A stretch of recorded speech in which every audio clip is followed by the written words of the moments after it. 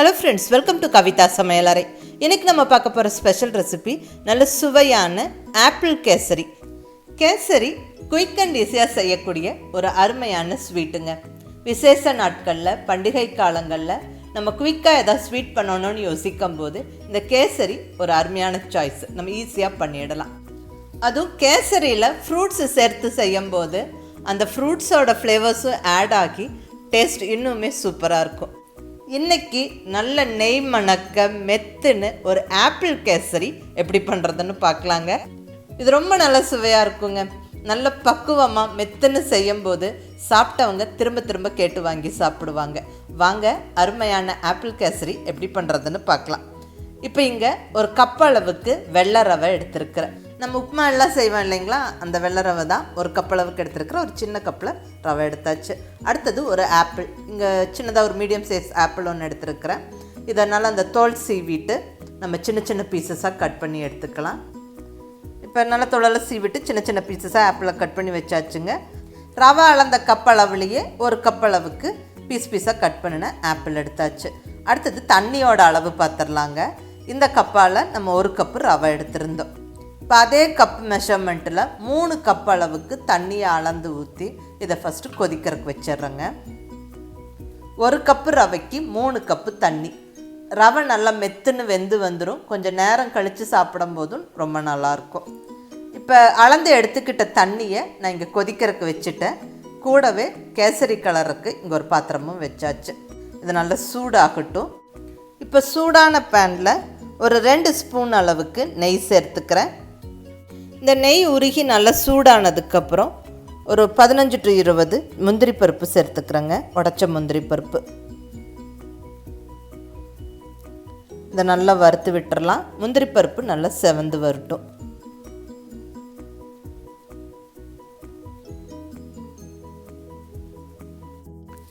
பாருங்கள், முந்திரி பருப்பு நல்லா செவந்துருச்சு. இப்போ நம்ம திராட்சை சேர்த்துக்கலாங்க.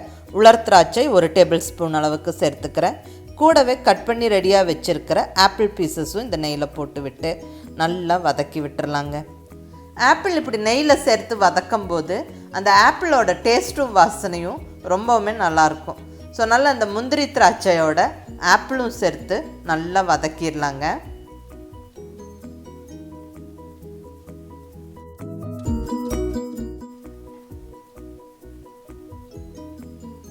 பாருங்கள், ஆப்பிள் நல்லா அந்த நெய்யில் ஃப்ரை ஆகிடுச்சு. அந்த உலர் திராட்சையும் நல்லா ஃப்ரை ஆகி நல்லா உப்பலாகி வந்துருச்சு. அவ்வளோதாங்க. இனி நம்ம ஸ்டவ்வை ஆஃப் பண்ணிவிட்டு இதை ஒரு கப்பில் மாற்றி வச்சிடலாம்.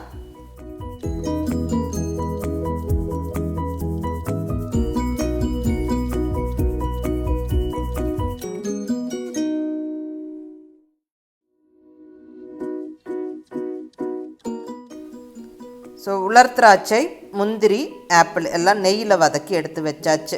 இப்போ அதே பேனில் கொஞ்சம் நெய் இருக்குன்னு இன்னும் கொஞ்சம் 1 ஸ்பூன் நெய் விட்டுட்டு அளந்து எடுத்து வச்சுருக்கிற ரவை சேர்த்து நல்லா வறுத்து விட்டுறலாங்க. சூடான பேனில் ரவை சேர்த்துக்கிறோம். ஸோ ஸ்டவ்வை சிம்மில் வச்சு விட்டுட்டு பொறுமையாக வறுத்து விடுங்க. ரவை கரிஞ்சிடக்கூடாது. நல்லா அந்த நெய் வாசம் மணக்க மணல் மணலாக ரவையை வறுத்து விடணும். பொறுமையாக 1-2 நிமிஷம் வறுத்து விடுங்க.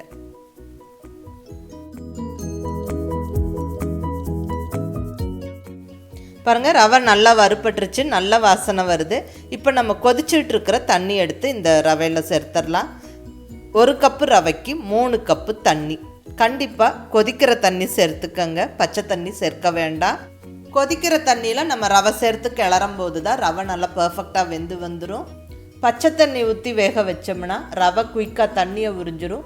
அப்போ ரவை சவுன்னு இருக்கும். ஸோ கொதிக்கிற தண்ணி ஊற்றி வேக வைக்கிறது தான் நல்லது.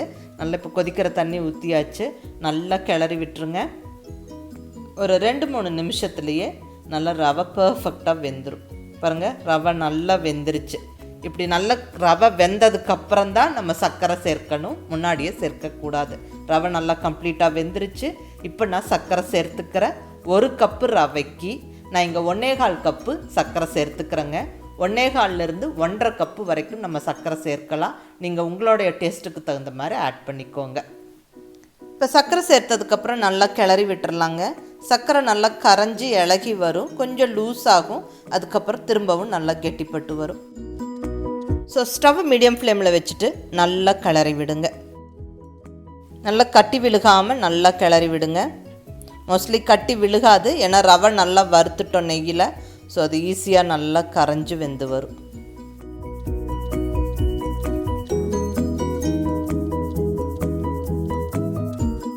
நல்லா கம்ப்ளீட்டாக கரைஞ்சிருச்சு. இனி இது அப்படியே கெட்டிப்பட்டு வரும். இப்போ இந்த ஸ்டேஜில் நம்ம ஏலக்காய் பொடி சேர்த்துடலாங்க. 1 டீஸ்பூன் அளவுக்கு ஏலக்காய் பொடி சேர்த்துக்கிறேன். சர்க்கரையோடு பிடிச்ச ஏலக்காய் பொடி இது, அதனால் ஒயிட் கலராக இருக்குது. இது கூடவே கொஞ்சமாக குங்குமப்பூவை தண்ணியில் போட்டு வச்சுருந்தேன். ஸோ அதை இங்கே கலருக்கு சேர்த்துக்கிறேன். குங்குமப்பூ சேர்க்கும்போது ஒரு மைல்டு எல்லோயிஷ் கலராக இருக்கும் நம்மளுடைய கேசரி.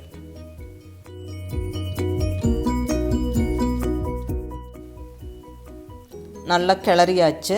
உங்களுக்கு இதே கலர் போதும்னா நீங்கள் இப்படியே விட்டுறலாம். இல்லை இன்னும் கொஞ்சம் பிரைட்டாக இருக்கணும் கேசரி அப்படிங்கும்போது நம்ம கலர் பொடி ஆட் பண்ணிக்கலாங்க. நான் இங்கே கொஞ்சம் ரெட் கலர் ஃபுட் கலர் சேர்த்துக்கிறேன். இது ஆப்ஷனல், நீங்கள் வேணுன்னா சேர்த்துக்கங்க, இல்லைன்னா ஸ்கிப் பண்ணிக்கலாம். நான் இங்கே வீடியோவுக்கு வேண்டி கொஞ்சமாக சேர்த்துக்கிறேன். அதுவும் நல்லா தண்ணியில் கரைச்சி சேர்த்து விட்டுருங்க. ஃபுட் கலர் சேர்த்து நல்லா கலந்து விட்டுறலாங்க.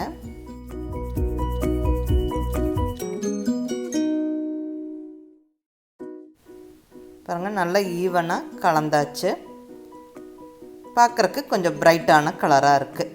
பட் இது ஆப்ஷனல், நீங்கள் வேணுன்னா ஃபுட் கலர் சேர்த்துக்கங்க, இல்லைன்னா ஸ்கிப் பண்ணிடலாம். இப்போ வறுத்து ரெடியாக வச்சுருக்கிற திராட்சை, முந்திரி, ஆப்பிளை நம்ம இந்த கேசரியில் சேர்த்து நல்லா கலந்து விட்டுருவாங்க.